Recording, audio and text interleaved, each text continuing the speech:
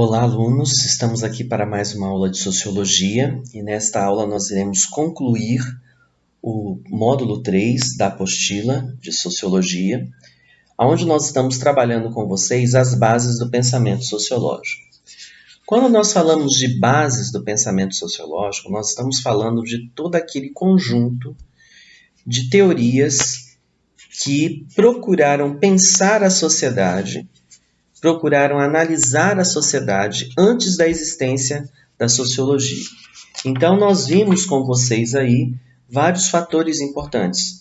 Desde a antiguidade, depois nós fomos para o final da Idade Média, quando nós vimos ali as mudanças que o Renascimento provocou na sociedade, as reflexões que os renascentistas e também os humanistas fizeram.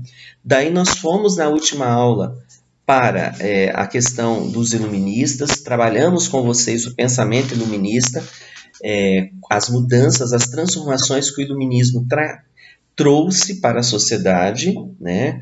Os ideais de liberdade, igualdade, fraternidade, o liberalismo econômico, o liberalismo político, as várias teorias de Montesquieu sobre a questão dos três estados, Voltaire na defesa ali da liberdade de expressão, e Rousseau no campo da educação e em outras áreas, Adam Smith no campo da economia. Tudo isso daí foi trabalhado na última aula, onde nós vimos com vocês a importância desse pensamento, dessa corrente, que era totalmente contrária ao antigo regime, que era o sistema vigente na sociedade daquele período, da sociedade da Idade Moderna. Fatos esses que terminaram ali com a Revolução Francesa, que vão dar origem a um novo mundo, com uma perspectiva muito mais voltada à economia e com o poder do burguês agora na política. Ou seja, o burguês, então, ele conseguiu centralizar o poder nele, ele tira a nobreza de lado, né, e ele vai dar as cartas agora no jogo aí do poder, no jogo da política. Bem, na aula de hoje, então, nós vamos focar no último ponto aí que a apostila ela traz para nós. Nós vamos trabalhar com vocês sobre a formação do pensamento burguês e a Revolução Industrial. O pensamento burguês, ele é um pensamento que ele não aparece de uma hora para outra. Pelo que a gente analisou nesse módulo, vocês podem perceber que o pensamento burguês ele foi sendo construído aos poucos no decorrer dos séculos, principalmente após ali o Renascimento, com o Renascimento e posteriormente.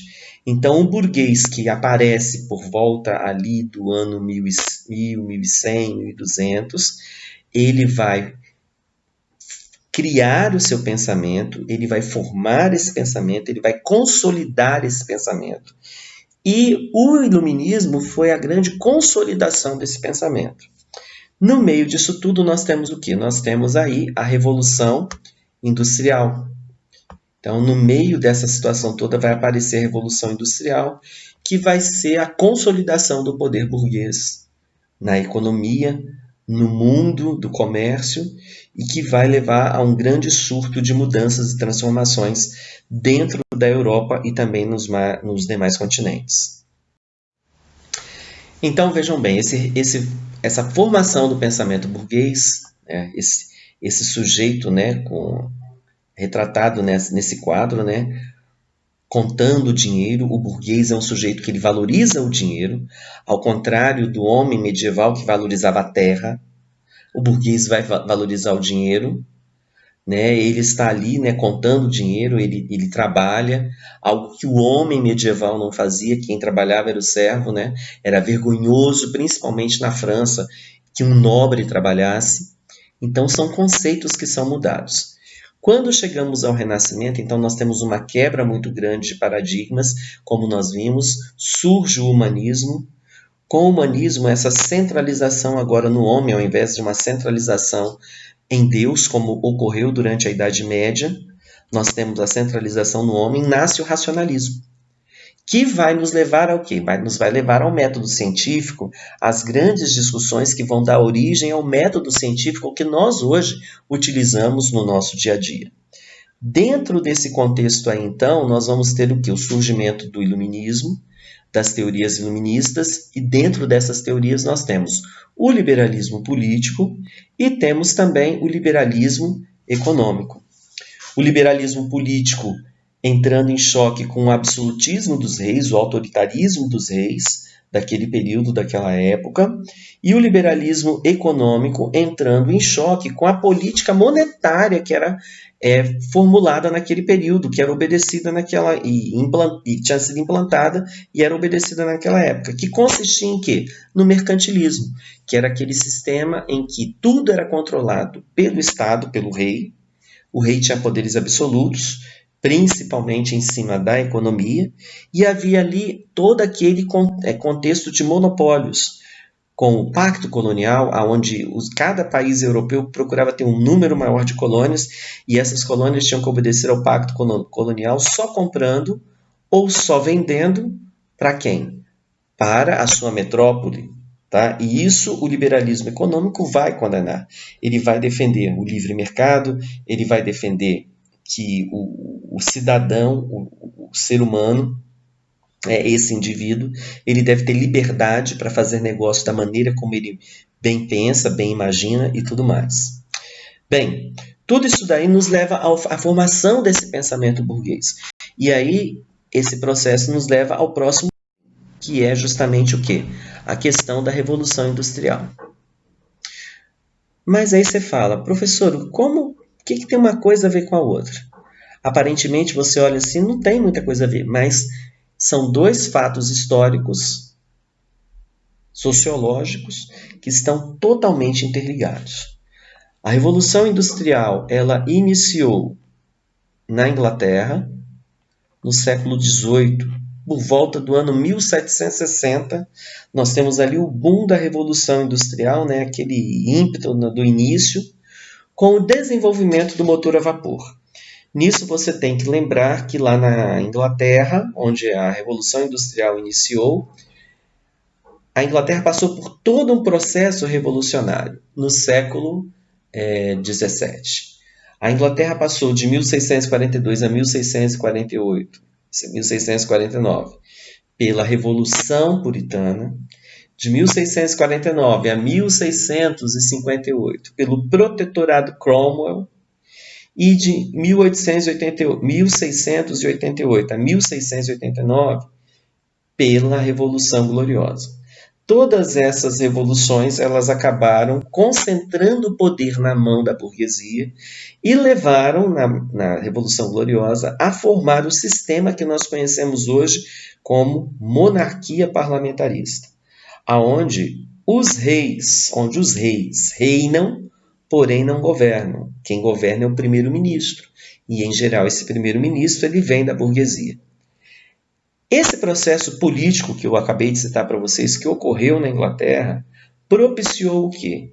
Que esses burgueses que chegaram ao poder ali como ministros da Inglaterra, como primeiro-ministro e tudo mais, investissem pesadamente na questão do desenvolvimento industrial, do desenvolvimento tecnológico, para que eles pudessem, então, ter condições de produzir cada vez mais e serem cada vez menos dependentes dos demais países, e eles pudessem se tornar fornecedores de produtos ali fabricados, manufaturados para os demais países.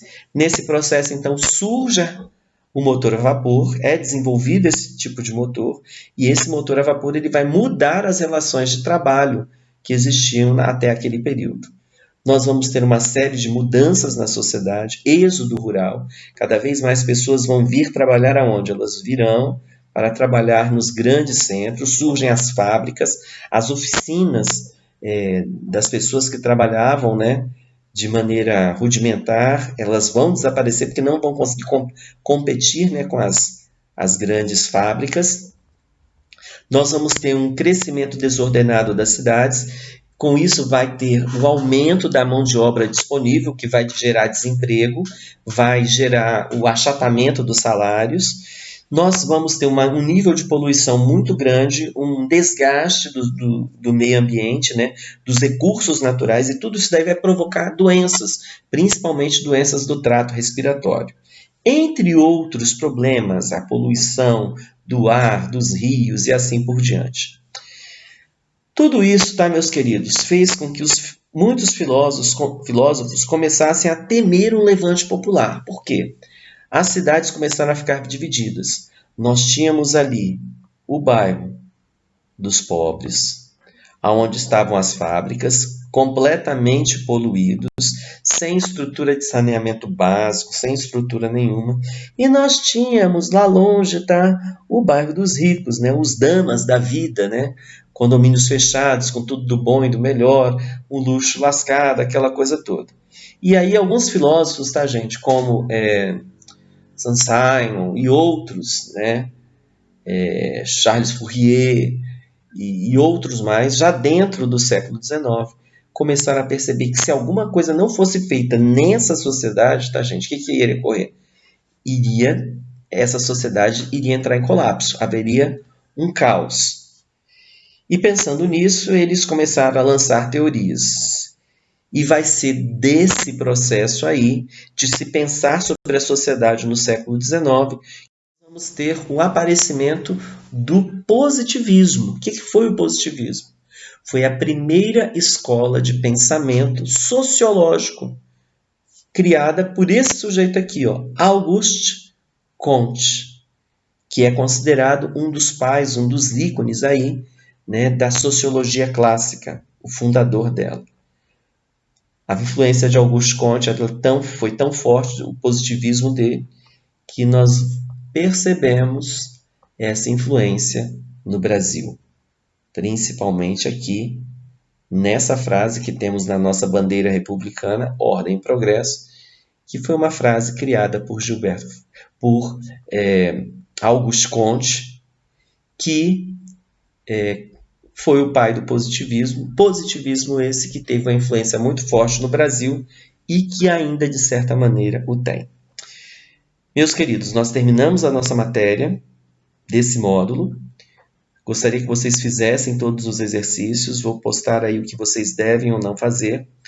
E daí, na próxima aula, nós vamos começar a entrar finalmente na sociologia. Vamos entrar na teoria de Auguste Comte. Vamos começar a estudar o positivismo. Um abraço a todos. Que Deus nos abençoe.